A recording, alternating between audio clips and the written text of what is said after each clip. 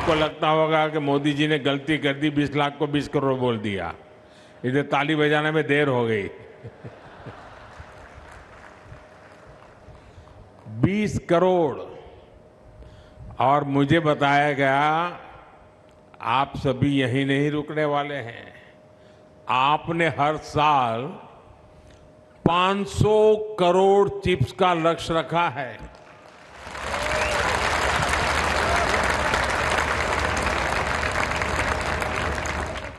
यानी हर दिन 1.5 करोड़ से ज्यादा। मेरा पक्का विश्वास है कि आप उसे बहुत जल्द हासिल करके रहेंगे। ये भरोसा इस बात का भी है कि सेमिकॉन इंडिया प्रोग्राम तेज गति पकड़ रहा है। Step by step, brick by brick और अब चिप बाय चिप।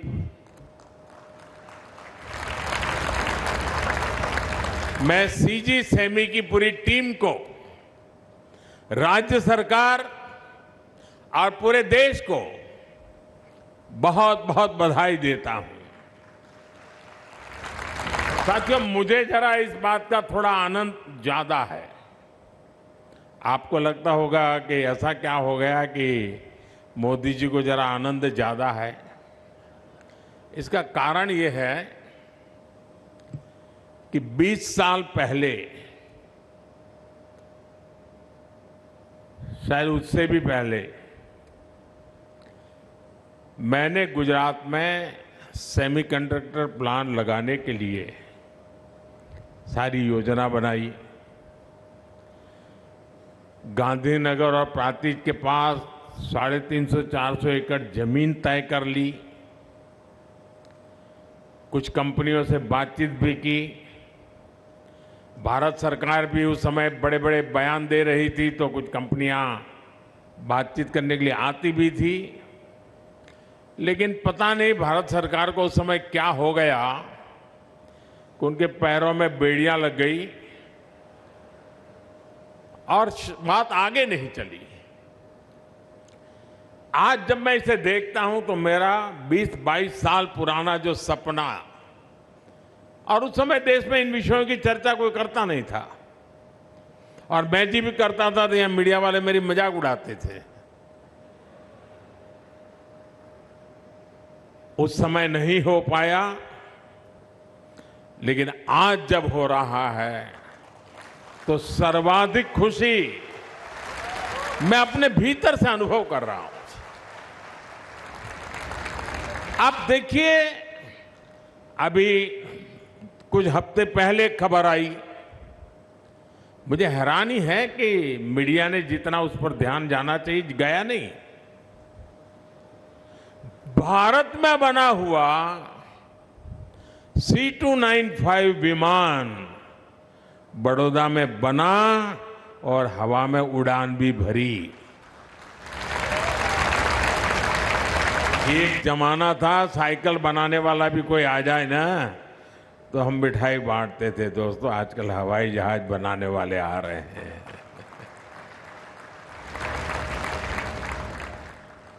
साथियों, आप सभी जानकार लोग यहां बैठे हैं। मैं देख रहा हूं बहुत सारे युवा साथी भी यहां मौजूद है। हम अगर दुनिया के औद्योगिक इतिहास को देखेंगे तो एक बात स्पष्ट होती है, दुनिया की कोई भी ग्लोबल इंडस्ट्रियल पावर किसी एक अकेली फैक्ट्री से नहीं बनी। इंडस्ट्रियल पावर की नींव क्लस्टर्स होते हैं। अमेरिका की सिलिकॉन वैली,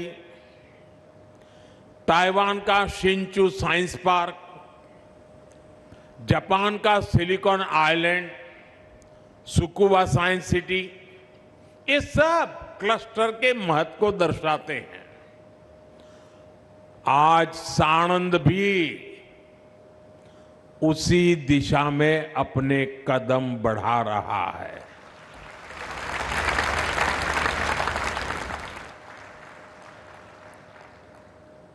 साथियों, कुछ ही महीनों में यहां माइक्रोन, केन्यास और सीजी सेमी ने प्रोडक्शन शुरू कर दिया। यानी देश में एक सेमीकंडक्टर क्लस्टर जन्म ले रहा है और आज यहां चिप्स की पैकेजिंग हो रही है। कल यहां विशेष कंपनियां आएगी, केमिकल्स का उत्पादन होगा, नई टेस्टिंग लैब बनेगी, मशीनों की सर्विस करने वाले उद्योग आएंगे, डिजाइन सेंटर्स खुलेंगे और फिर यहां से नए स्टार्टअप्स भी निकलेंगे। यही क्लस्टर की ताकत होती है।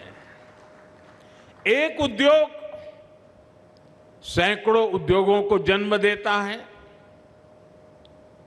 सैकड़ों उद्योग लाखों रोजगार पैदा करते हैं और ये लाखों रोजगार पूरे क्षेत्र की अर्थव्यवस्था बदल देते हैं। और ये सिर्फ साणंद में ही नहीं हो रहा, देश के अनेक राज्यों में भी सेमीकंडक्टर के क्लस्टर बन रहे हैं। साथियों, आज भारत में सेमीकंडक्टर सेक्टर के इस उभार से सभी उत्साहित हैं। देश दुनिया में इसकी चर्चा हो रही है।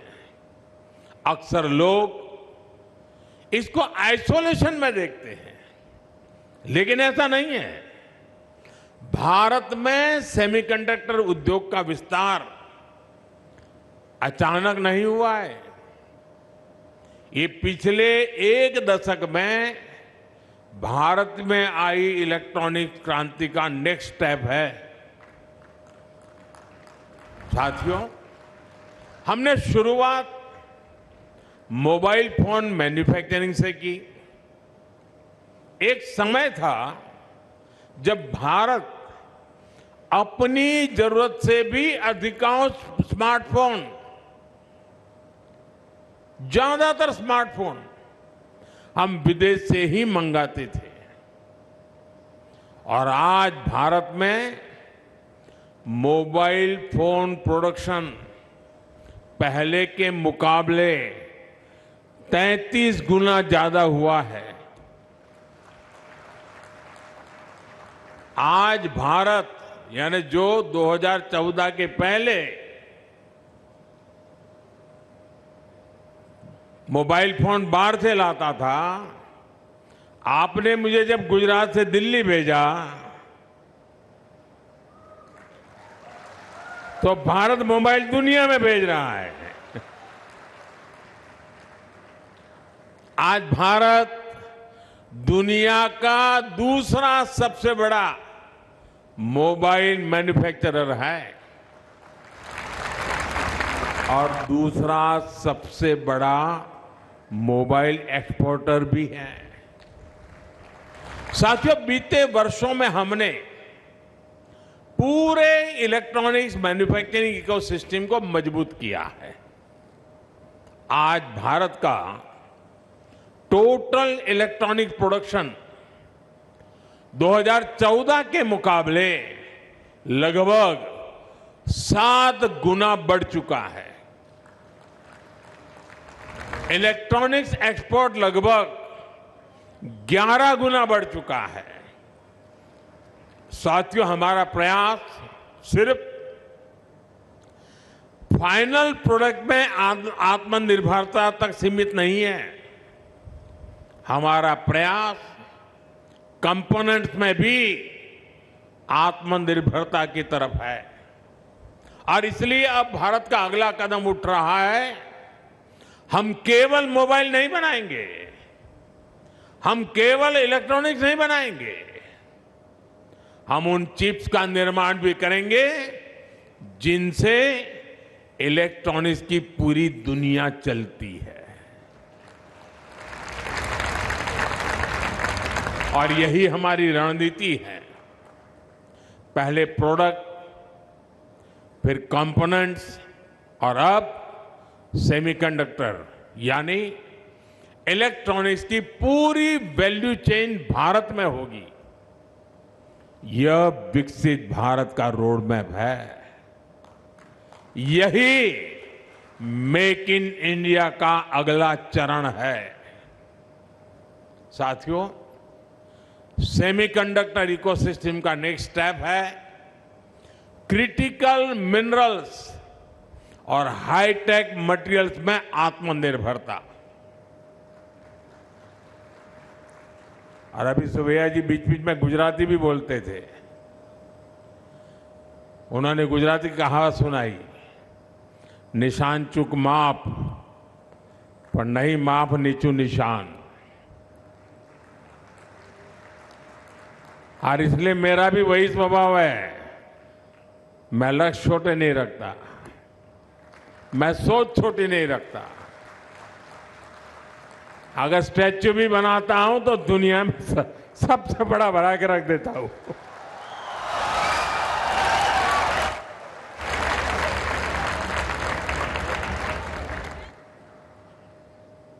और जैसा सुबह जी ने कहा,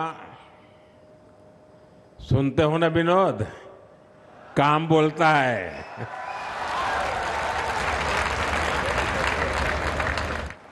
काम बोले थे।